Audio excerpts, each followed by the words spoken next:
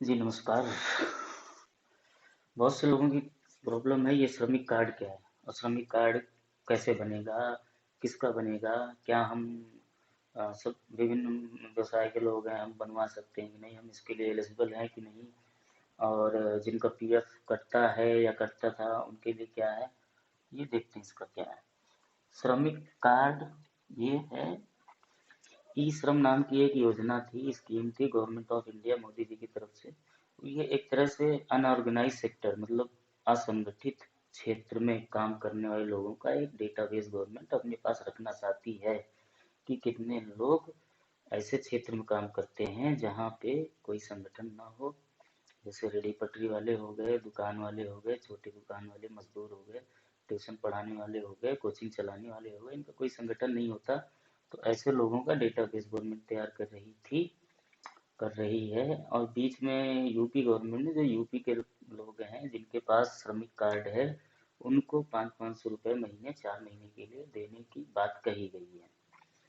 और एक, अब देखते हैं किसका बनेगा, पहले ये देख लेते हैं किसका बनेगा। सीधी सी बात है, जो अनऑर्गेनाइज सेक्टर में काम करते हो, साथ में उनकी इनकम टैक्सेबल ना हो। अनऑर्गेनाइज सेक्टर में बहुत से लोग हैं ऐसे जो बहुत पैसा कमाते हैं। तो अनऑर्गेनाइज सेक्टर में जो छोटे कामगार हैं, अनऑर्गेनाइज सेक्टर में मतलब जिनका कोई संगठन नहीं है, रेडी पटरी वाले, सब्जी बेचने वाले, दूध बेचने वाले, अपना मजदूरी वर्ग, श्रमिक वर्ग, राजगीर वाला काम करने वाले, पेंटर हैं, कारपेंटर हैं, और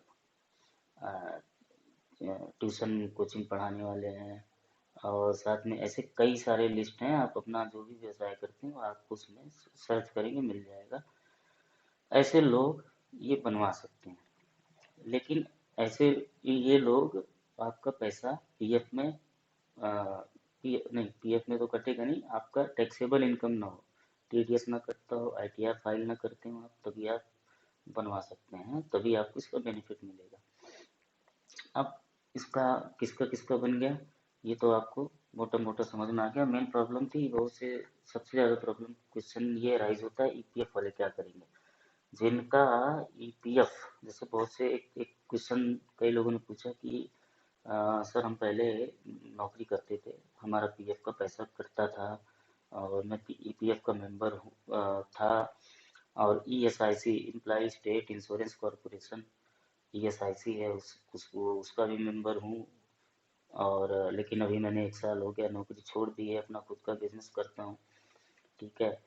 तो क्या मैं अप्लाई कर सकता हूँ? तो ऐसे केस में आप अगर पता किया तो उसमें ये आया था कि ईपीएफ के अगर इनएक्टिव मेंबर है, आपने 3 साल जॉब किया, 1 साल से आप नौकरी नहीं कर रहे हैं, अपना बिजनेस कर रहे हैं और टैक्स भी नहीं पे करने लायक, इनकम भी नहीं है टैक्स पे करने की, तो आप अप्लाई कर सकते हैं अगर वर्तमान में आपका पीएफ का पैसा नहीं कट रहा है। तो वर्तमान में पीएफ अगर नहीं कट रहा है प्रेजेंट टाइम में, तो आप ईएसआईसी के भी मेंबर नहीं रहेंगे। ईएसआईसी के मेंबर तब तक रहते हैं जब तक आपका पीएफ कंट्रीब्यूशन आता रहता है, आता रहता है। जब पीएफ का कंट्रीब्यूशन आना बंद हुआ तो आप ईएसआईसी के ऑटोमेटिक मेंबर नहीं रह जाएंगे। तो जो 1 साल पहले नौकरी छोड़ दिया, 6 महीने पहले नौकरी छोड़ दिया, वो अप्लाई कर सकता है। तो ईपीएफ वालों का ये कंफ्यूजन यहाँ से दूर हो जाता है। अब तरीका बता देते हैं, फिर फायदे नुकसान बताते हैं। तरीका ये है कि मैं एक लिंक आपको डिस्क्रिप्शन में दे दूंगा, उस लिंक पे आप क्लिक करेंगे, सीधे आपकी गवर्नमेंट की वेबसाइट पे, सेंट्रल गवर्नमेंट की वेबसाइट पे जाए, आपको अपना मोबाइल नंबर डालना होगा जो आपके आधार से रजिस्टर्ड हो। अगर आपके आधार से रजिस्टर्ड नंबर स्विच ऑफ है, नंबर बंद हो गया, रिचार्ज नहीं है, तो उसको एक्टिव करिए।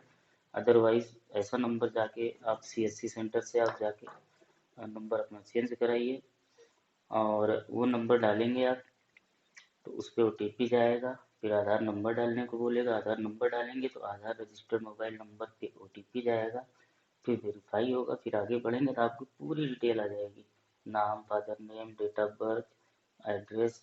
अगर आप वर्तमान में उस एड्रेस पर नहीं रह रहे हैं तो आप जहाँ रह रहे हैं वहाँ का एड्रेस डालने का ऑप्शन आएगा आपका। फिर नेक्स्ट पेज पे आपका स्किल एंड ऑक्यूपेशन, प्राइमरी और सेकेंडरी, पहला आपका क्या स्किल है। अब अगर आप जैसे पेंटर हैं तो आप पेंटर वहाँ पे ऑप्शन रहेगा, पेंटर लिखेंगे, पेंटर सर्च करेंगे तो वहाँ पे अपडेट कर सकते हैं। अगर दूसरा स्किल आपका है, पेंटर के अलावा आपको फर्नीचर का भी काम आता है, तो कारपेंटर, फर्नीचर बढ़ई वाला काम, तो उसका भी सेकेंडरी स्किल में आप कर सकते हैं। अगर आप ट्यूशन पढ़ा रहे हैं तो कोचिंग रिलेटेड उसमें ऑप्शन आएगा। तो जो आपका अपना बिजनेस है, चाय का, चाय की रेहड़ी है आपकी, समोसे की, तो उसका भी ऑप्शन आएगा। तो वहाँ पे आप जाएंगे तो आपको खुद आप सर्च कर लेंगे, आपको पता चल जाएगा। उसके बाद फिर वेरीफाई करेगा दोबारा, फिर ई श्रम कार्ड आपका बन जाएगा। उसमें यूएन नंबर एक बन के आता है, यूनिवर्सल अकाउंट नंबर।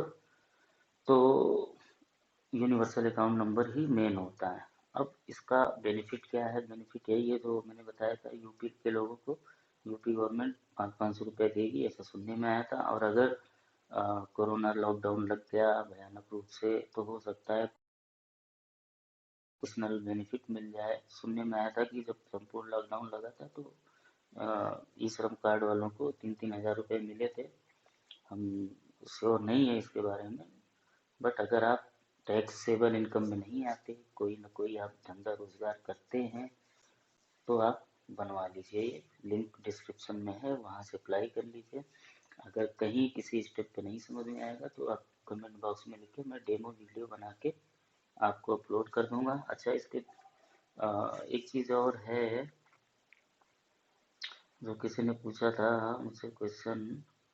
हाँ, इसका एक फ़ायदा और है, जैसे आप दिल्ली में काम कर रहे हैं पेंटर का, और आप मुंबई में काम करना चाहते हैं, तो आप श्रम कार्ड में आपका जो डेटा बेस हो जाता है ना, सारा डिटेल आपका रहता है, तो वहाँ पे आपको नौकरी आसानी से मिल जाएगी।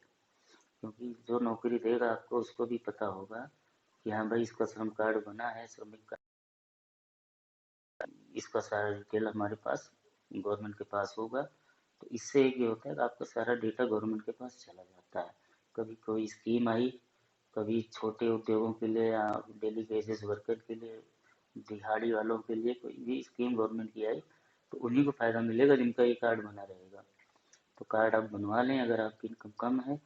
लेकिन अगर आप स्टूडेंट हैं और 16 से 59 साल के बीच में हैं, तो मत बनवाइए। ये उन्हीं के लिए है जो कोई ना कोई काम कर रहे हो, संघर्ष कर रहे हो, मेहनत कर रहे हो और इतना ना कमा पा रहे हो कि उनका घर का खर्चा आसानी से चलाने में उनको दिक्कत हो रही हो, तो वही बनवाएं और गवर्नमेंट उन्हीं को बेनिफिट देगी।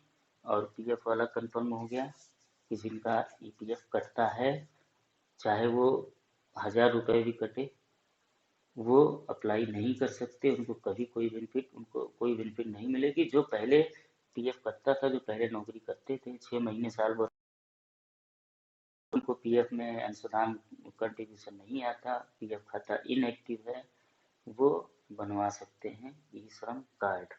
ठीक है, बाकी मैं लिंक डिस्क्रिप्शन में है, बाकी और कोई डाउट होगा तो आप पूछ सकते हैं, सारी डिटेल मैं आपको दे दूंगा। धन्यवाद।